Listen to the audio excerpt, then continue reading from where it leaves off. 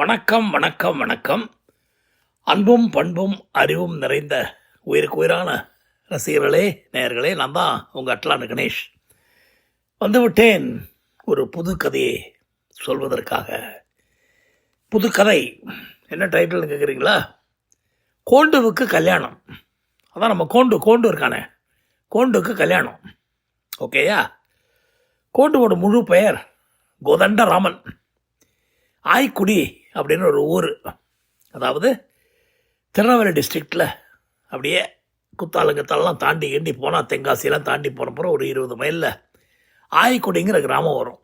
அந்த கிராமத்தில் ஒரு பெரிய அக்ரஹாரத்தில் ரொம்ப அழகாக வாழ்க்கையை நடத்தும் அக்ரஹார வாசிகள்.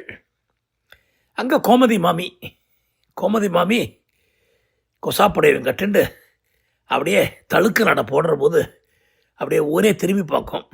அவளுக்கு 2 பொண்கள், ஒரு பையன் கடைசி. 2 பொண்களும், மூத்த பொண்ணும் 2வது பொண்ணும் ஜோரா சந்தோஷமாக இருப்பா.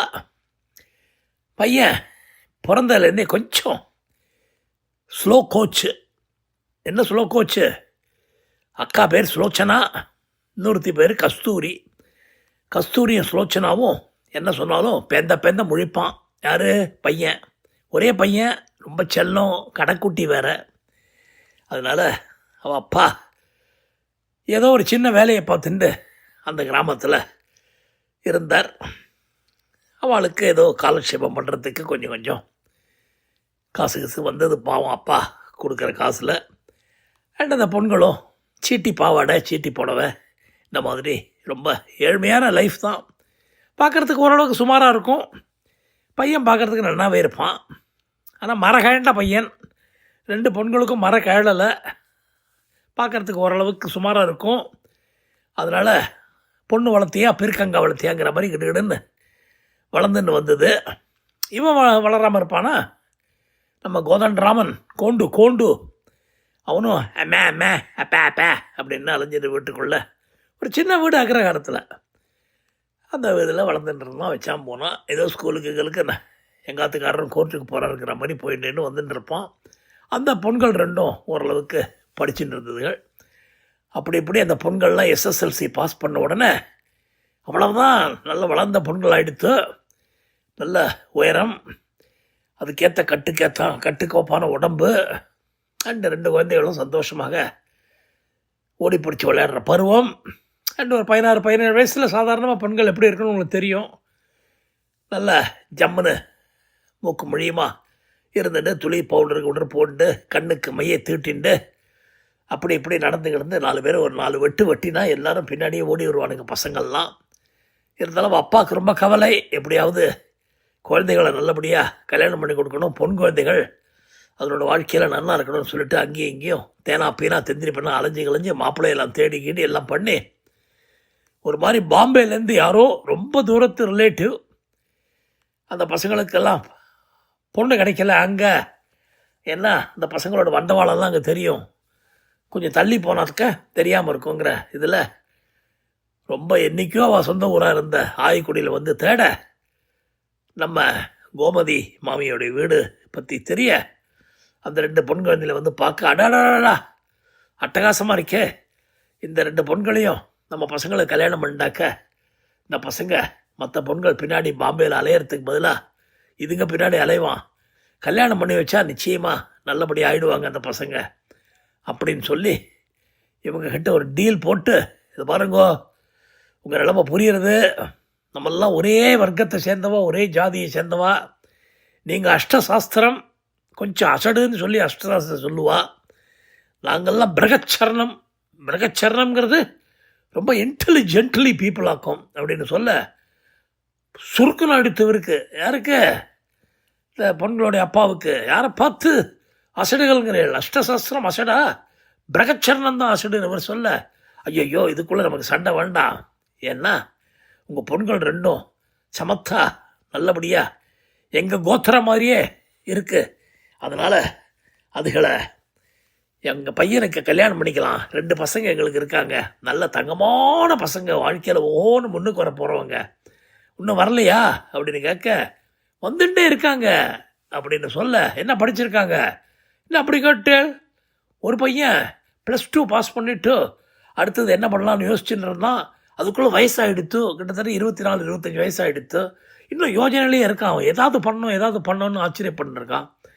இன்னொரு பையன் ரொம்ப புத்திசாலி, அதாவது அதை கண்டுபிடிக்கணும் இதை கண்டுபிடிக்கணும்னு சொல்லிட்டு அவன் என்னென்னவோ கண்டுபிடிச்சுட்டு இருக்கான். அப்படியா, என்ன கண்டுபிடிச்சிட்டு இருக்கான்? அதாவது மாட்டு சாணியிலேருந்து கேஸ் வரும்னு சொல்லிட்டு. ஆமாம், அவனுக்கு கொஞ்சம் கேஸ் ட்ரபிள் வேறு இருக்குது. ஆனால் மாட்டு சாணிலேருந்து கேஸை கொண்டு வந்து மக்களுக்கெல்லாம் இன்றைக்கி 800 900 ரூபாய்க்கு விற்கிற சிலிண்டரை வெறும் 80 ரூபாய்க்கு கொடுப்பேன்னு அடம் பிடிக்கிறான். அப்புறம் வீடு ஃபுல்லாக சாணியை கொண்டு வந்து போட்டுருவான்ல. ஐயோ, ஆமாம், சாணியிலேருந்து வர வாசனை இருக்கே. என்னது? ஆமாம் சாமி, மாடு வந்து ஒரு வெஜிடேரியன். ஸோ அதனால் மனுஷாவோட இது மாதிரிலாம் இருக்காது நாத்தம். அது ஒரு ப்ளசன்ட் ஸ்மெல்லு. அதில் வரட்டி பண்ணலாம், அது தவிர இதை பண்ணலாம் அதை பண்ணலாம். அதே ஒரு பெரிய பிஸ்னஸாக பண்ணலாம். அவன் எங்கே மாடு சாணி போட்டாலும் டக்குன்னு தூக்கின்னு வந்துடுவான் அப்படின்னு சொல்ல ஆச்சரியமாக எல்லோரும் பார்க்க, பாம்பேயில் மாடு சாணி எங்கே கிடைக்கும் அப்படிங்கிறது நாங்கள் ஒதுக்குப்புறமாக இருக்கோம். ஏன்னா ஒதுக்குப்புறமாக போனால் தான் மாதம் 5000 ரூபா வாடகைக்கெல்லாம் வீடு கிடைக்கும். இல்லைன்னா பாம்பேயில் ஒரு வீடு 50,000 ரூபா வாடகை யாரால் கொடுக்க முடியும்? எனக்கு வர சம்பளமே 25,000 தான். அதில் 5,000 வாடகை, பாக்கி 20,000 குடும்பத்தை பார்த்துக்கணுமே. பசங்களாம் சம்பாதிக்கிறாங்களா இல்லையா? கோடி கோடியாக சம்பாதிக்க போகிறானுங்க.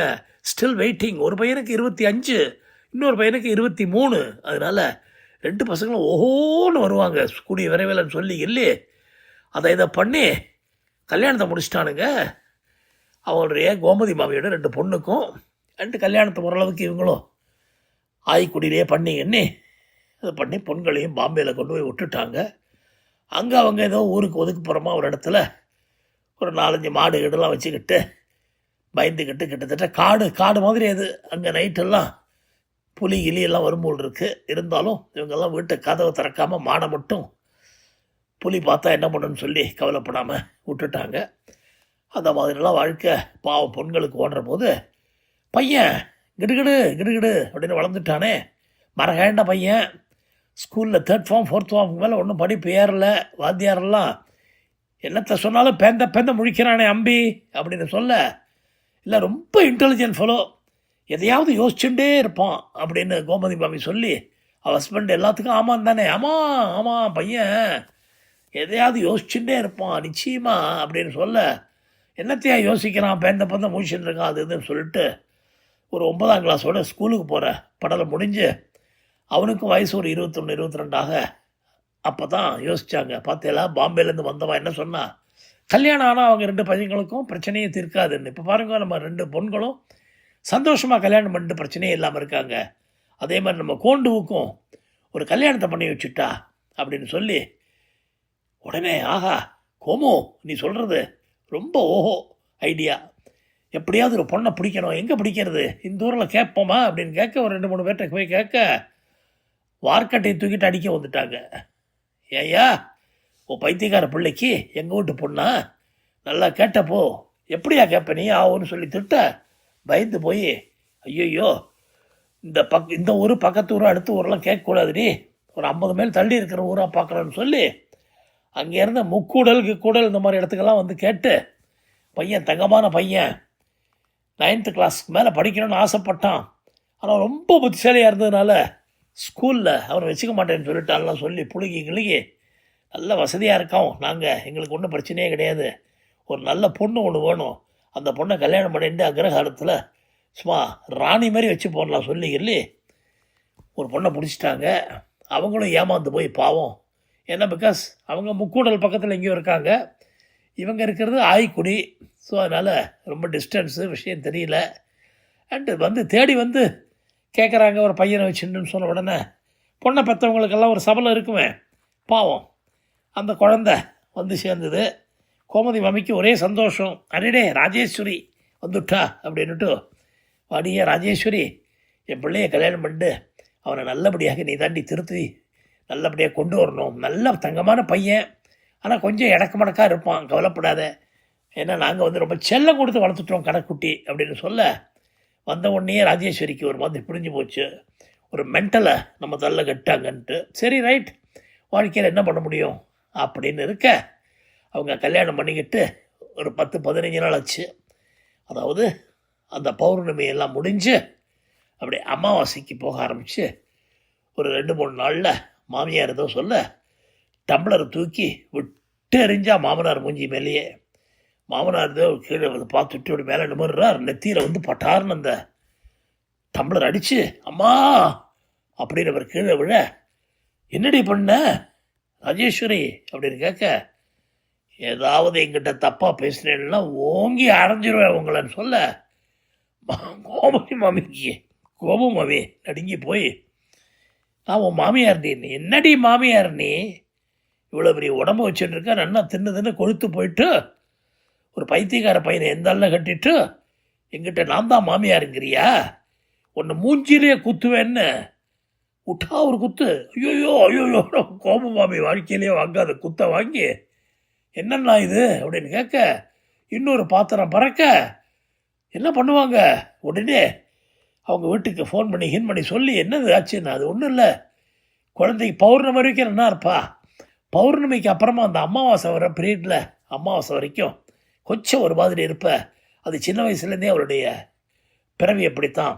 அதான் உங்கள் பையனுக்கும் கொஞ்சம் மரக்காயின்னு இருக்குன்னு கேள்விப்பட்டதுனால இவளுக்கும் அவனுக்கும் நல்ல பொருத்தமாக இருக்கும்னு சொல்லிவிட்டு நாங்கள் ஓகே பண்ணோம். உங்கள் பையன் 30 நாள் இப்படி தான் இருப்பான், ஆனால் எங்கள் பொண்ணு ஒன்லி 14 days.